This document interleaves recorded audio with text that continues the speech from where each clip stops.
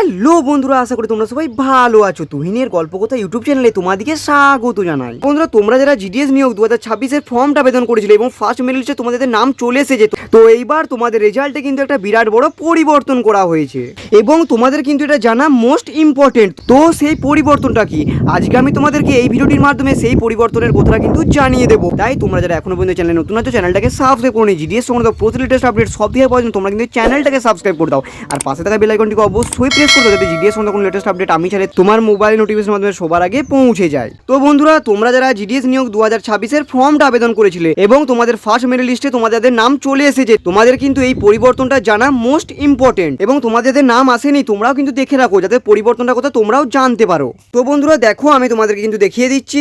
তো বন্ধুরা, তোমরা কিন্তু দেখতেই পাচ্ছ, এটা জিডিএস অনলাইন এঙ্গেজমেন্ট শিডিউল 1 জানুয়ারি 2026 ওয়েস্ট বেঙ্গল সার্কেল লিস্ট 1, অর্থাৎ জিডিএস অনলাইন এঙ্গেজমেন্ট শিডিউল 1 জানুয়ারি 2026-এর ওয়েস্ট বেঙ্গল সার্কেলের লিস্ট 1। তো বন্ধুরা, তোমাদের এই মেরিট লিস্টের নাম এসেছে, তোমরা কি একবার চেক করে দেখেছো যে তোমাদের কিন্তু এখানে একটা নতুন জিনিস কিন্তু অ্যাড করা হয়েছে।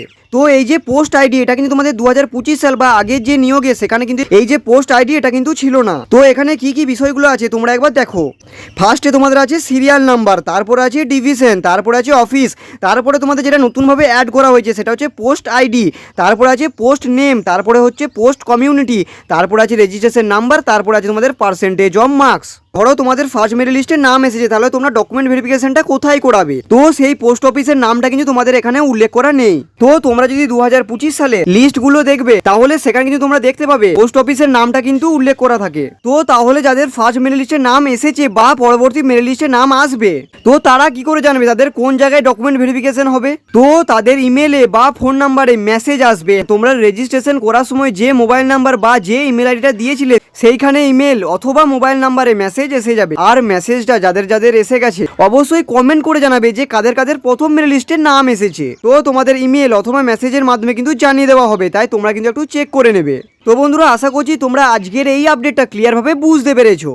আর বন্ধুরা, জিডিএস সংক্রান্ত সমস্ত লেটেস্ট আপডেট সব দিকে আগে পাওয়ার জন্য তোমরা কিন্তু এই চ্যানেলটাকে সাবস্ক্রাইব করে দাও। তাই তোমরা যারা এখনো পর্যন্ত এই চ্যানেলটাকে সাবস্ক্রাইব করোনি, জিডিএস সংক্রান্ত প্রতি লেটেস্ট আপডেট সব দিকে পাওয়ার জন্য তোমরা কিন্তু চ্যানেলটাকে সাবস্ক্রাইব করে দাও আর পাশে থাকা বেল আইকনটিকে অবশ্যই প্রেস করে দাও, যাতে জিডিএস সংক্রান্ত কোনো লেটেস্ট আপডেট আমি চাইলে তোমার মোবাইল নোটিফিকেশন সবার আগে পৌঁছে যায়। এছাড়াও তোমরা জানো যে আমি চ্যানেলে বরাবরই জিডিএস সংক্রান্ত latest update, GK, work from home, scholarship এবং রেলওয়ে এবং নানা রকম সরকারি কাজের আপডেট দিয়ে থাকি। তোমরা কিন্তু এই চ্যানেলটাকে সাবস্ক্রাইব করতে ভুলো না।